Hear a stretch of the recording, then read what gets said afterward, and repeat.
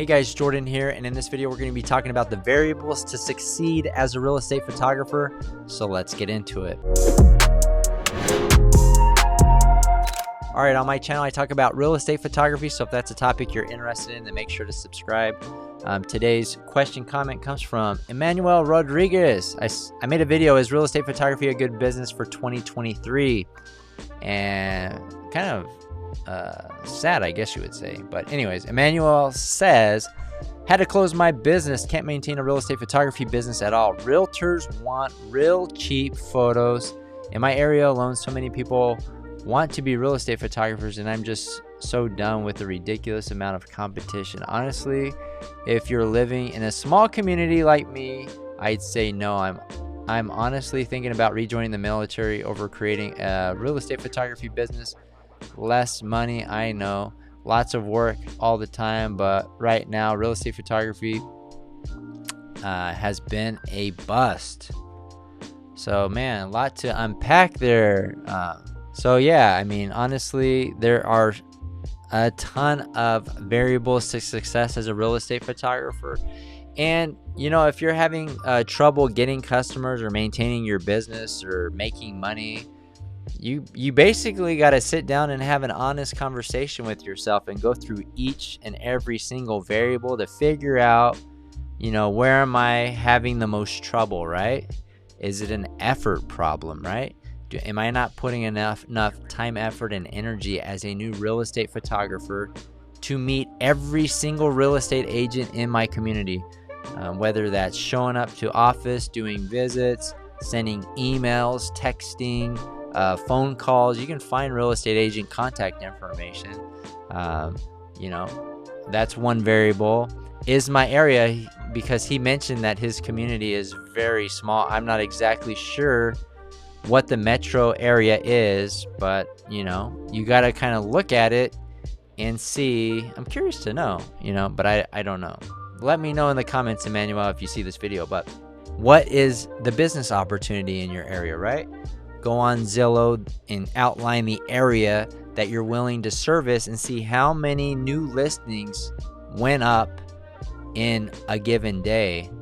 So you can do it by one day. You can look at previous days and write down, like, what is the business opportunity in your area? So if you're only willing to service a small area and maybe there's 10 real estate agents, then you know, it might be tough, you know, depending on, I don't know if you're in a farmland area and there's really not much activity going on, or maybe you're in an area that maybe you could service a bigger area. Maybe there's a metroplex, or maybe you need to relocate to somewhere else with greater business opportunity, right?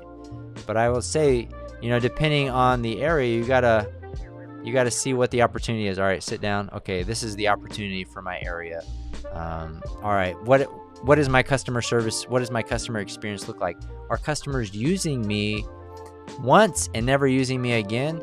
How is my interaction? Do people think I'm awkward? Like, you know, figure out, is there a problem with the interactions I'm having? Am I having a tough time retaining customers, right? I find it hard to believe that it's just about pricing, because I think even us, we're not the cheapest in the market. You can always find somebody that's willing to do it for a nickel or super cheap. But what does that experience look like? What's the turnaround time? What are all those variables to making that customer experience what it needs to be to retain that customer and make them feel like, wow, that was a great experience. I want to definitely be using them on all my listings, even though they're a little bit more expensive. Now, cheap, what is cheap? Is cheap $50? Is cheap $100? Is cheap $200? I don't know. It depends. You also got to look at yourself and what expenses you have on your side, right? Starting a business is not easy. You got to kind of minimize your expenses and try to survive till you are able to build a decent sized clientele and make all those contacts and you know, ask for referrals. You know, the hardest part is probably the first couple years as you're getting your feet off the ground. But if you're starting in the real estate photography business and expecting to make great money within 6 months, that's likely you can do that. And I was making pretty good money within 6 months, but a lot of that money I was making, I was reinvesting into my business. I was upgrading equipment, buying cars. I think after 8 months, I hired my first person. They had a salary job, and part of the year they were making more money than I was. But I didn't care. I had the long-term vision of what I wanted it to be. So you have to be somewhat patient in your approach to becoming a real estate photographer. Now, also look at the quality of your product. What am I delivering compared to what are others delivering?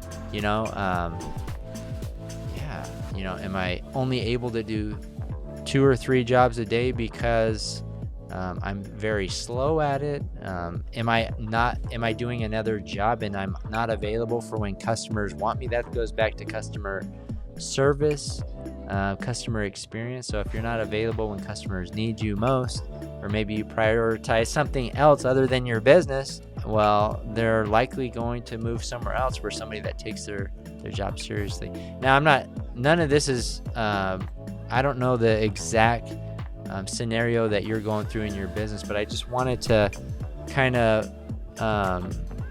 share my thought process. If I was in that scenario, what are the steps that I would do to try to overcome the problems that you may have been in? Maybe you need some,